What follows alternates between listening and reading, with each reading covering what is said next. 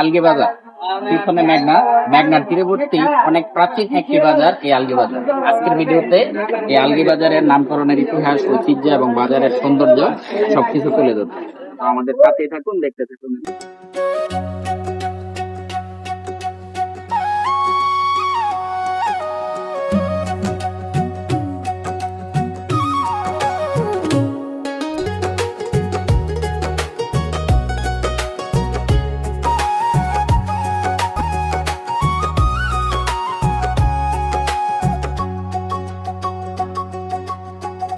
আসসালামু আলাইকুম প্রিয় দর্শক, আপনাদের সবাইকে স্বাগতম আমাদের নতুন ভিডিওতে। আজ আমরা চলে এসেছি নরসিংদী জেলার রায়পুরা উপজেলার এক ঐতিহাসিক ও ঐতিহ্যবাহী বাজারে, যার নাম আলগি বাজার। এই বাজার শুধু একটি সাধারণ বাজার নয়, বড় প্রায় 200 বছরের ইতিহাসের সাক্ষী। সময়ের পরিক্রমায় অসংখ্য মানুষের জীবন জীবিকা, ব্যবসা বাণিজ্য এবং গ্রামের সংস্কৃতিকে ধারণ করে আজও দাঁড়িয়ে আছে এই ঐতিহাসিক বাজার। চারপাশে তাকালে দেখা যায় এখানকার পরিবেশ এখনো রয়েছে পুরনো দিনের সেই গ্রামের আবহ।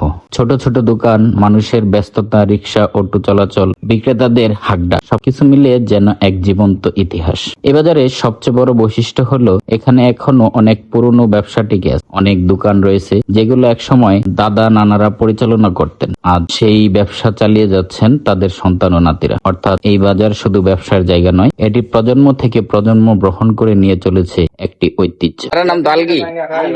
আলগিটা কিভাবে নাম হয়েছে এটা জানেন নাকি? কেউ জানেন না?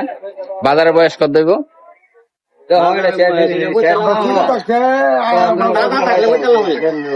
আপনার দাদা? ও, আপনারা জানেন না, তাহলে আমরা জানবো কেমনে? আবার বলেন, বাজারের বয়স কত? 200 বছর। 200 বছর। আলগি নামকরণের পিছনে কাহিনী কেউ জানেন না?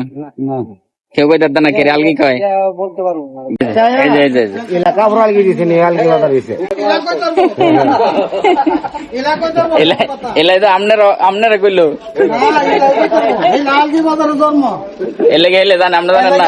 আমি আইছি মাই সরতে। এই যে ওই সরে যে কাবর আলগি আইছে না, এই আলগি হইছে। এই কাবর আলগি বাজার। এটা অবস্থান কই, থানা কই, জেলা কইতে কই দেন? থানা রায়পুরা, জেলা নরসিংদী জেলা। আচ্ছা আচ্ছা। এই আলগি বাজারের নামকরণ কেমন হয়েছে এটা জানেন? এটা কইতারেন না? আলগি নাম কেমন হয়েছে কইতারেন না? এখানে আপনি পাবেন গ্রামের মানুষের প্রয়োজনীয় প্রায় সবকিছুই। শাকসবজি, ফলমূল, মশলা, মাটির তৈরি জিনিসপত্র, পানের দোকান, মুদি সামগ্রী, কৃষি উপকরণ, কি নেই এই বাজারে। বিশেষ করে মাটির তৈরি বিভিন্ন জিনিসপত্র এই বাজারের অন্যতম আকর্ষণ। এক সময় গ্রাম বাংলার প্রতিটি ঘরে ঘরে মাটির হাড়ি, কলস, পাতিল ব্যবহার করা হতো। আধুনিকতার ছোঁয়ায় সেগুলো ব্যবহার কমে গেলেও এই বাজারে এখনো সেই ঐতিহ্যের ছাপ দেখা যায়। সবচেয়ে ভালো লাগার বিষয় হলো এখানকার মানুষের আন্তরিকতা। বাজারে প্রবীণদের সঙ্গে কথা বলে জানা যায় একসময় এই বাজার ছিল আশেপাশের কয়েকটি গ্রামের প্রধান ব্যবসা কেন্দ্র। দূর দূরান্ত থেকে মানুষ নৌকা, গরুর গাড়ি কিংবা হেঁটে এসে এখানে কেনাবেচা করতে। সময়ের সঙ্গে অনেক কিছুই বদলে গেছে, কিন্তু বদলায়নি এই বাজারের প্রাণ। এখনো প্রতিদিন শত শত মানুষ তাদের প্রয়োজনীয় জিনিস কিনতে এবং ব্যবসার কাজে এখানে আসেন।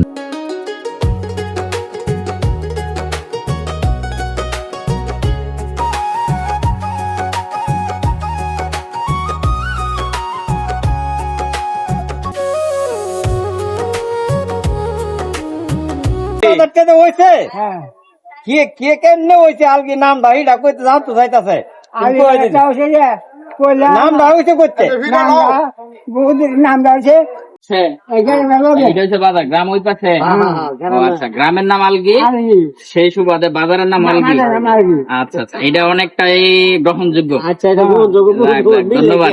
অনেকটা তো কাহিনী জানছি, অসংখ্য ধন্যবাদ। প্রিয় দর্শক, এই ঐতিহাসিক বাজারগুলো শুধু কেনাবেচার স্থান নয়, এগুলো আমাদের ইতিহাস, সংস্কৃতি এবং শেকড়ের অংশ। তাই এই ঐতিহ্যকে সংরক্ষণ করা এবং নতুন প্রজন্মের কাছে তুলে ধরা আমাদের সবার দায়িত্ব। আজকের ভিডিওতে আমরা আপনাদের দেখাবো আলগির বাজারের ইতিহাস, এখানকার পুরনো ব্যবসা ও ঐতিহ্য, বাজারের মানুষের জীবনযাত্রা এবং এ বাজারে কিছু অজানা গল্প।